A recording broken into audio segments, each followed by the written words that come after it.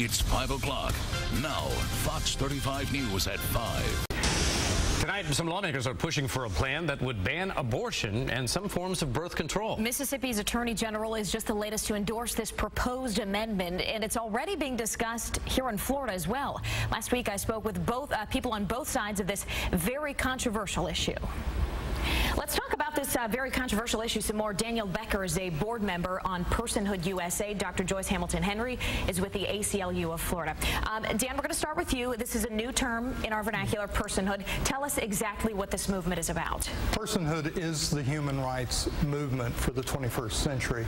We're attempting with the emerging technologies and the focus on advanced technologies biologically to define what is a human, when is a human a person, and when do rights attach to that person? To that person. And Joyce, let's bring you into the discussion here. Obviously, with this being on the ballot in Mississippi later this year, what do you think of that, and what kind of impact do you believe this could have?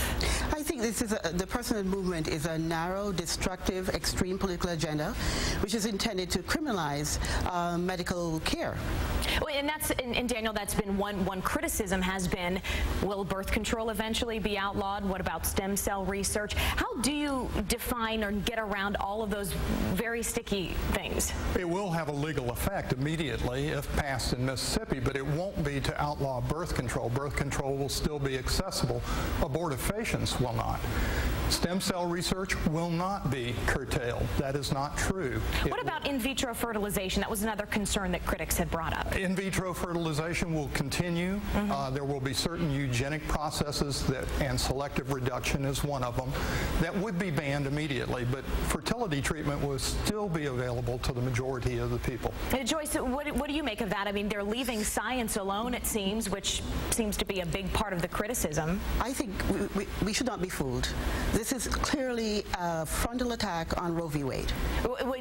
Is there a pattern here? Dan, we're going to toss this back to you. We've seen other states take measures to kind of step back on that. Do you think there's a sort of a movement going on across the country right now tending toward less of that? Oh, I think that we're going to see more of this as we progress into the 21st century. These emerging technologies are engaging public opinion, public policy, and debate, all the way down to the level of what it means to be human.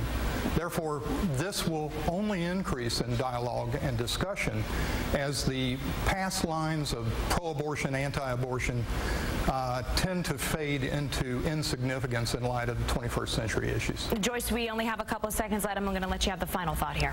The final thought is that this is taking away the rights of women, the choices that women have, and the choices of But even though birth control options would remain intact, even though in vitro would remain intact, you still feel that yes, intrude on women's rights? It will intrude on the rights of women, on privacy, making decisions for herself.